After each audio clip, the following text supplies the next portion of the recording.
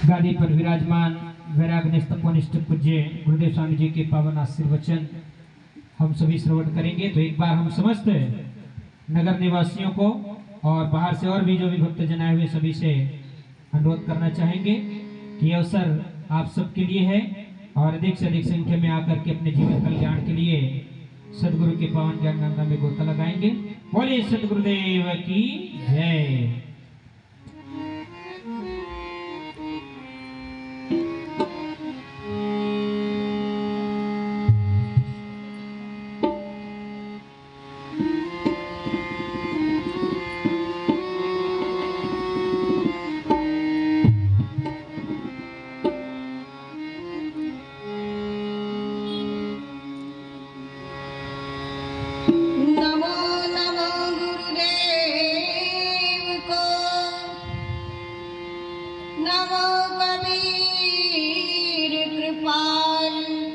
नमो संत शरणागति सकल पाप भय छार। सरवर नरवर संत जना और चौथा बरसे में परमारथ के कारणे तो चारों धारी जो बन राज मद अभी चल रहा न कोई। जो दिन जाए सत्संग में जीवन का फल। सदगुरु कबीर साहेब की जय। धनी धर्मदास साहेब की, सकल संत समाज की जय। साहेब बंदगी साहेब। अनंत कोटि ब्रह्मांड नायक सत्पुरुष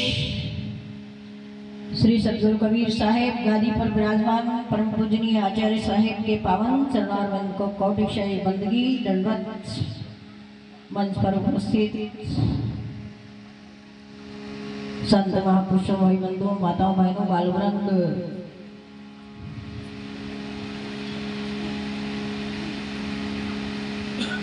जीवन जोबन राजमद अभी चल रहा न कोई।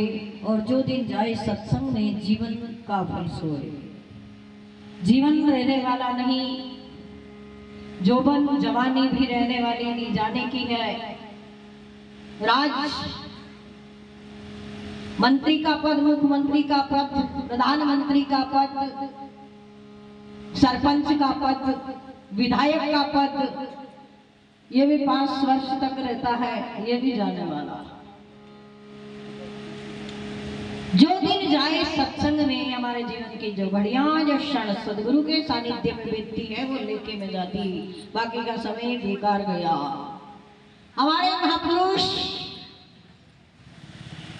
परमार्थ करते हैं, उपदेश देते हैं, संदेश देते हैं।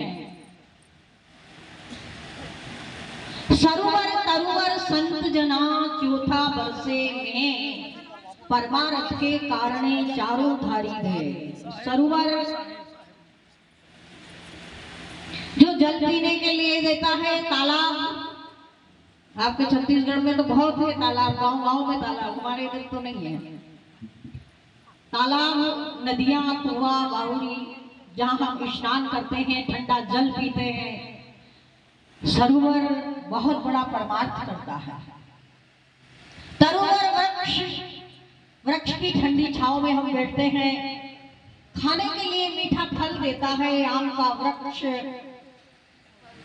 केले का वृक्ष, सेब का वृक्ष, इन वृक्षों से हमें बहुत सुंदर मीठे फल मिलते हैं। बहुत बड़ा परमार्थ करते हैं। हम क्या देते हैं बदले में? सरोवर तरुवर संत जना, हमारे संत महापुरुष भी अध्यात्म वाणियों से, अपनी अनमोल वाणियों से हमें बहुत सुंदर संदेश देते हैं और बहुत बड़ा परमार्थ करते हैं। यह सत्संग भजन कई हाट बाजार में नहीं मिलता जो हम खरीद कर ले आएंगे। ये महापुरुषों की अनमोल वाणियां हैं। बहुत सुंदर समय व्यतीत हो रहा है।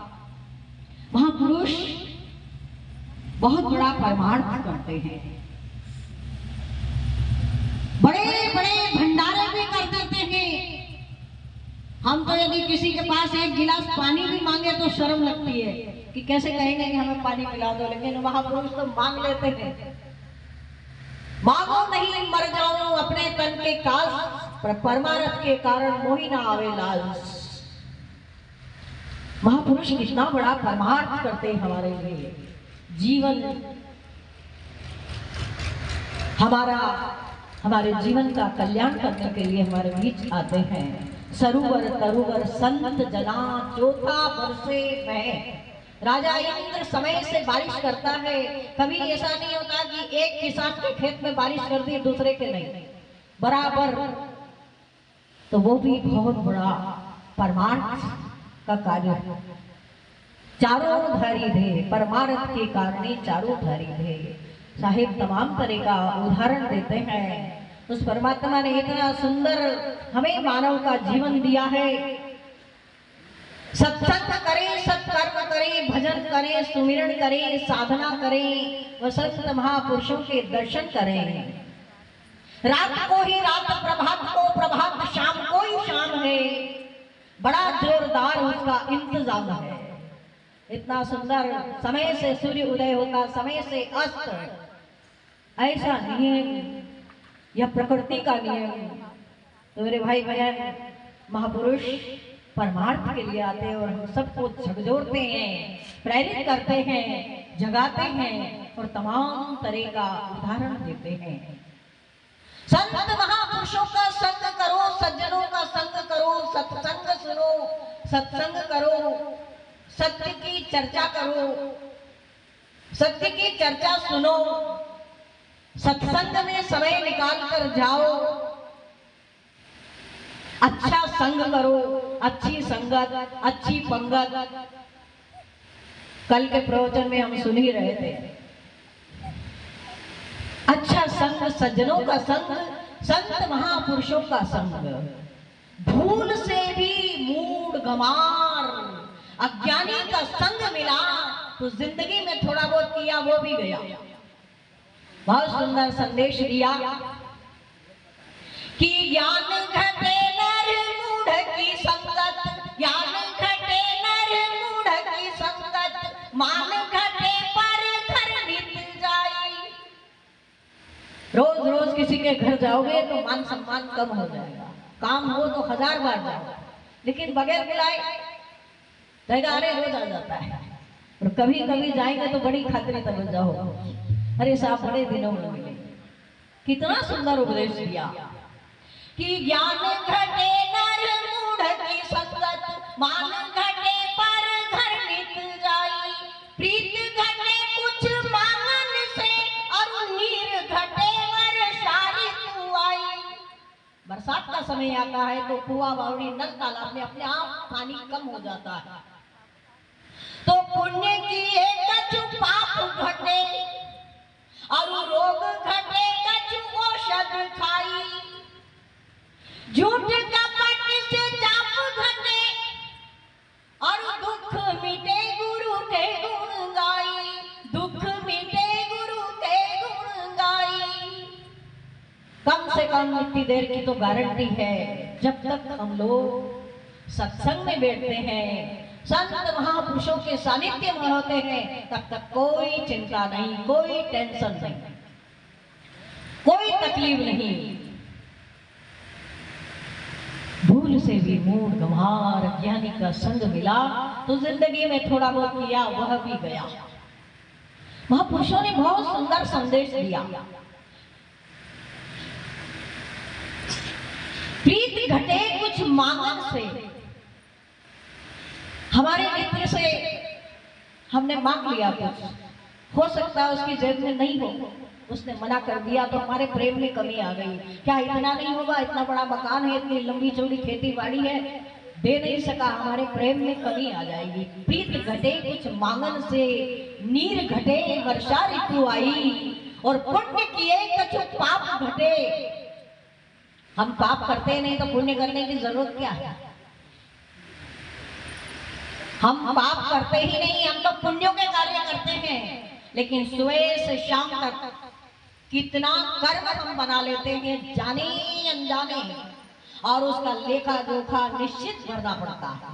हमें नहीं पता कैसे सफाई से व्यक्ति झूठ बोल जाता है, कब झूठ बोल दिया नहीं मालूम, लेकिन वह कैसेट जब कंप्यूटर पे होगी, और कभी हम ये रिकॉर्ड हो रहा है, हमारे संत अर्जुन दास जी साहब कर रहे हैं बहुत सुंदर, इसको जब हम देखेंगे तो पता चलेगा कि हम कैसे बैठे थे, हमारे कपड़े कैसे थे, हमारा ध्यान कहाँ था, जब पता चलेगा जब उस कैसेट को हम देखेंगे। ऐसे ही जब हमारे कर्मों का कैसेट चढ़ेगा उस कंप्यूटर पर, तो देखेंगे तो हमारा होश उड़ जाएगा कि हमने कभी जीवन में ये कार्य किया नहीं, कभी नहीं किया।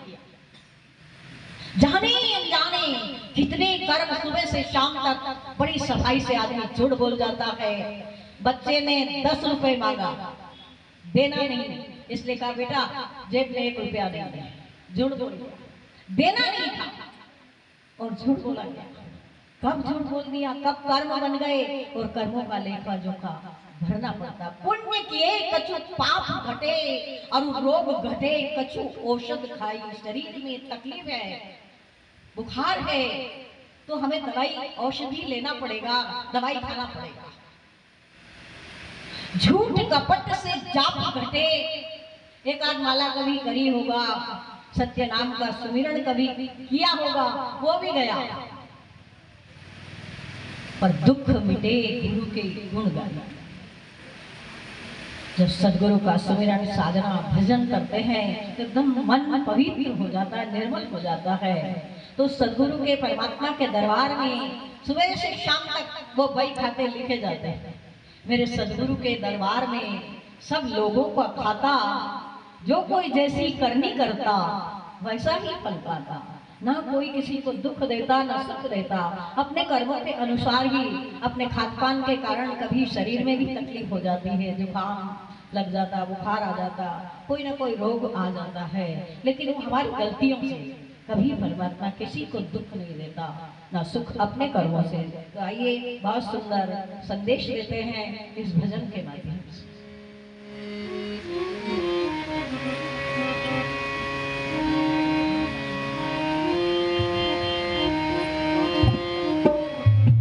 मेरे सदगुरु के दरबार में सब लोगों का खाता, मेरे साहिब के दरबार में सब लोगों का खाता, मेरे सदगुरु के दरबार में सब लोगों का खाता। जो कोई ऐसी करनी करता वैसा ही फल पाता, जो कोई ऐसी करनी करता वैसा ही फल पाता। मेरे साहब के दरबार में सब लोगों का खाता, सदगुरु के दरबार में सब लोगों का खाता, मेरे गुरु के दरबार में सब लोगों का खाता। क्या साधु क्या संत गृहस्थी, क्या राजा क्या रानी, क्या साधु क्या संत गृहस्थी, क्या राजा क्या रानी। प्रभु की पुस्तक में लिखी है सबकी कर्म कहानी, ओ प्रभु की पुस्तक में लिखी है सबकी कर्म कहानी। अंतर्यामी अंदर बैठा सबका हिसाब लगाता, अंतर्यामी अंदर बैठा सबका हिसाब लगाता। मेरे सदगुरु के दरबार में सब लोगों का खाता, मेरे सतगुरु के दरबार में सब लोगों का खाता। जो कोई ऐसी करनी करता वैसा ही फल पाता, जो कोई जैसी करनी करता वैसा ही फल पाता। मेरे सदगुरु के दरबार में सब लोगों का खाता।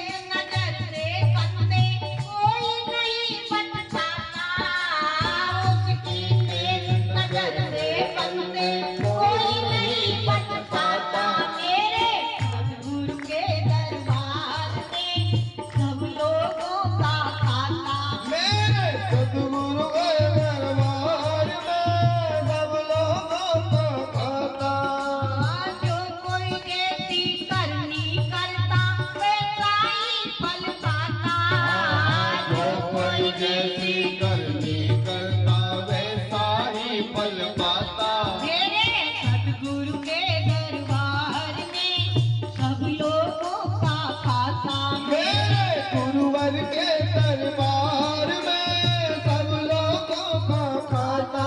मेरे साहिब के दरबार में सब लोगों का खाता। मेरे साहिब के दरबार में सब लोगों का खाता।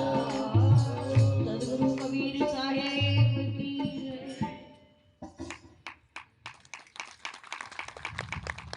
सुबह से शाम तक हमारे कितने कर्म बन जाते हैं। महापुरुष हमें तमाम तरह का उदाहरण देते हैं कि सावधान हो जाओ, कहीं कुछ गलत तो नहीं हो रहा। निरीक्षण करें, देखें, झूठ तो नहीं बोला गया। साहिब कहते हैं इसीलिए बहुत बड़ी तपस्या है सत्य। सांच बराबर तप नहीं, झूठ बराबर पाप। और जाके हृदय सांचे, बाकी हृदय आप। बहुत बड़ा तप है, यही तपस्या है, यही भजन है। लेकिन ये बहुत कठिन पड़ता है। कब जाने अनजाने झूठ बोला जाता है और हमारे कर्म बन जाते हैं। कभी किसी की निगाह छुपा कर कोई वस्तु उठा ली, ध्यान नहीं दिया, उसमें भी हमारा कर्म बन गया। किसी को बहुत कड़वी वाणी कटु वचन बोल दिया, उसमें भी हमारा कर्म बन गया। हमारे घर में, परिवार में, हमारे यहाँ छोटे छोटे बच्चे भी हैं, कभी बच्चे भी गलती कर देते हैं। बहुत बढ़िया हम बाजार से खरीद कर एक सेट लाए थे, गिफ्ट लाए थे या ग्लास लाए थे कांच के, और फूट गया, बच्चे के हाथ से छूट गया और उठाकर एक चांटा मार दिया। हमारे से भी तो हो सकती थी वो गलती, हमारा कर्म बन गया, ध्यान नहीं दिया। हमसे भी वो ग्लास फूट सकता था, लेकिन हमने बच्चे को एक चांटा मार दिया कि तूने ये गलती की। ये कर्म हमारा बन गया। जाने अनजाने कब कैसे कर्म बन जाता और उसका लेखा जोखा निश्चित भरना पड़ता है। संत महापुरुष हमें संदेश और उपदेश देते हैं। एक छोटा सा दृष्टांत याद आया। एक महात्मा जी, एक संत भ्रमण कर रहे थे, लोगों को उपदेश दे रहे थे। पता चला कि यहाँ का जो राजा है, इस शहर का राजा बहुत धार्मिक है, बहुत भजन करने वाला है। और महात्मा जी चलते चलते चलते उस राज्य में पहुंच गए और राजा से कहा कि राजन, या तो तुम 12 वर्ष के लिए इस राज्य को छोड़ दो, इस सिंहासन को छोड़ दो, या तो तुम 12 वर्ष के लिए अपने धर्म को छोड़ दो। राजा धर्मात्मा था, ज्ञानी था, संत महापुरुषों की सेवा किया करता था। राजा ने तुरंत अपने राज्य को त्याग दिया। मैं 12 वर्ष के लिए अपने राज्य को छोड़ देता हूँ, त्याग देता हूँ। और वहां से चल पड़ा। चलते चलते चलते बियाबान जंगल में पहुंच गया। अब उसके पास कुछ भी नहीं है, ना रहने के लिए कोई मकान है, ना वो कुछ भोजन कर सकता है, ना उसके जीवन चलाने के लिए उसके पास कुछ है, ना कोई काम काज है, कुछ भी नहीं है। क्या किया जाए? चलते चलते किसी जंगल में चला गया, बियाबान जंगल में, जहां एक तालाब के किनारे बैठ गया।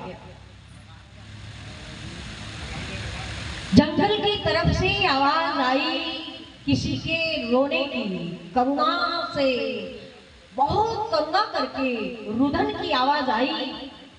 तब राजा ने पूछा कि कौन है, ये रोने की आवाज कहां से आई?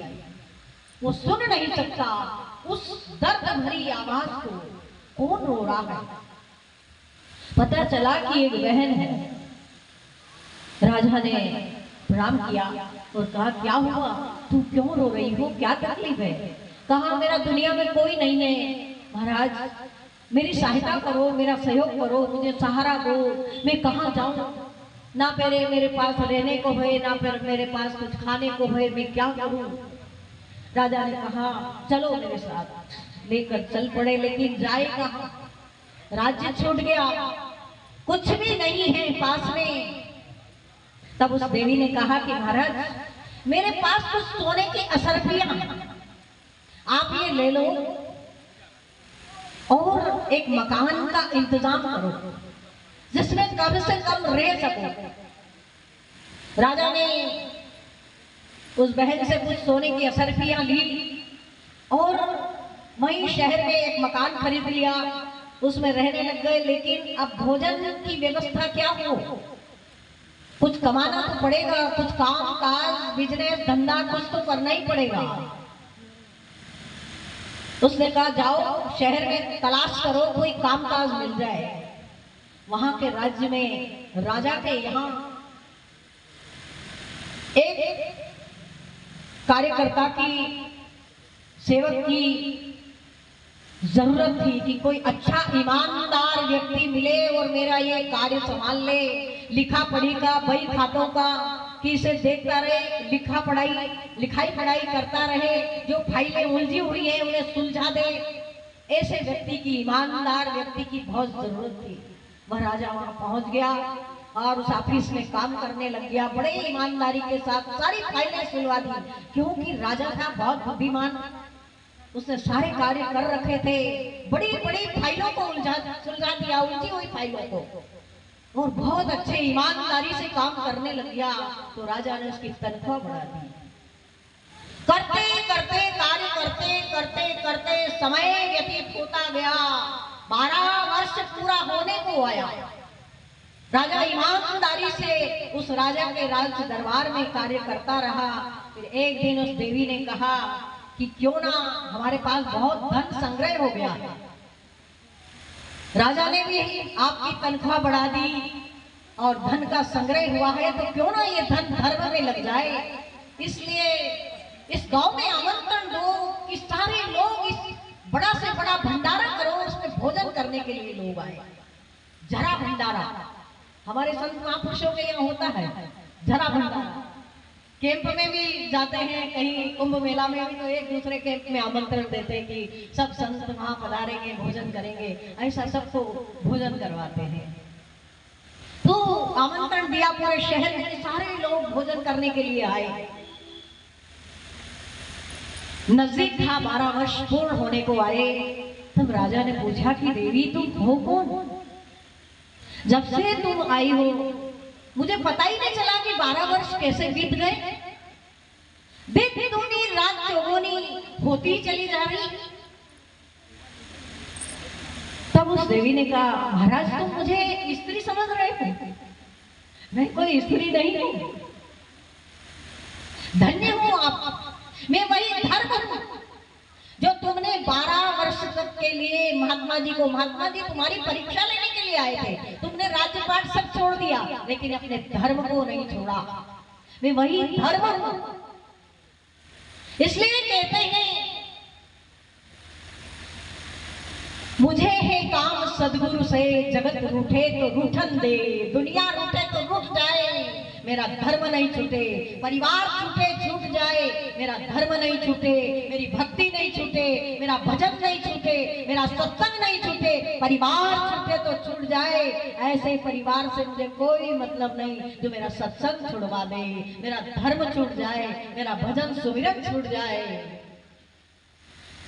इसलिए साहिब कहते हैं सदगुरु कबीर साहब, सांच बराबर तप नहीं, झूठ बराबर पाप को, और जाके हृदय सांचे बाकी हृदय आपको। तमाम तरह का उदाहरण महापुरुष देते हैं, हमें प्रेरित करते हैं, वो झकझोरते हैं। मेरे भाई बहन, समय जवाब दे रहा है, घड़ी का काटा तेज भाग रहा, और गुरुदेव के साहिब जी के भी प्रवचन सुनना है। एक भजन या गाड़ी हमारा देश की, या हम सदगुरु बैठ रहे हैं यहाँ शरीर रूपी गाड़ी। यदि सत्संग में बैठे बैठे कभी हमारा मन भटक जाए कि हम घर, अरे भोजन भी बनाना है, अभी संतों को भोजन करवाना है, समय हो गया है, और यहाँ बैठे बैठे कभी मन हमारा चला जाए घर तरफ, तो समझना शरीर रूपी गाड़ी कहीं से न कहीं से लीकेज है। मोटरसाइकिल पंचर होती है तो दुकान पर ही मालूम पड़ता है। ऐसे ही मन लगा के ये शरीर रूपी गाड़ी, इसका उदाहरण साहिब देते हैं भजन के माध्यम से। इस भजन के बाद वाणी को विराम, साहिब का वाणियों को सुनेंगे और आत्मसात करेंगे।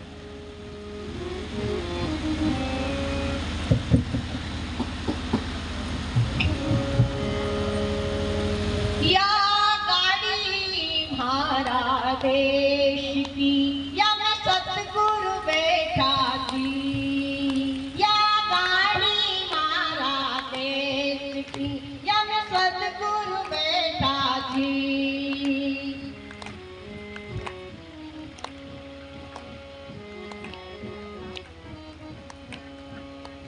या गाड़ी म्हारा देश की, या मैं सतगुरु बैठा जी।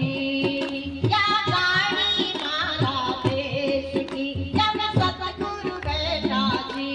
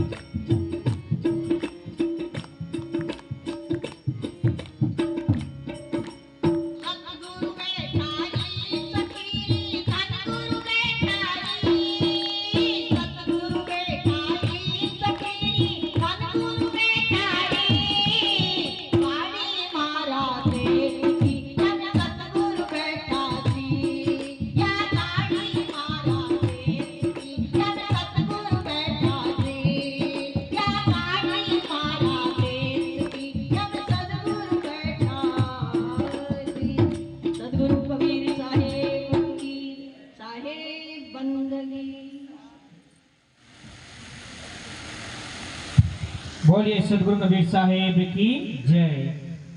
बहुत बहुत धन्यवाद। अभी हम आप सभी उज्जैन से पधारी सद्धर्म प्रचार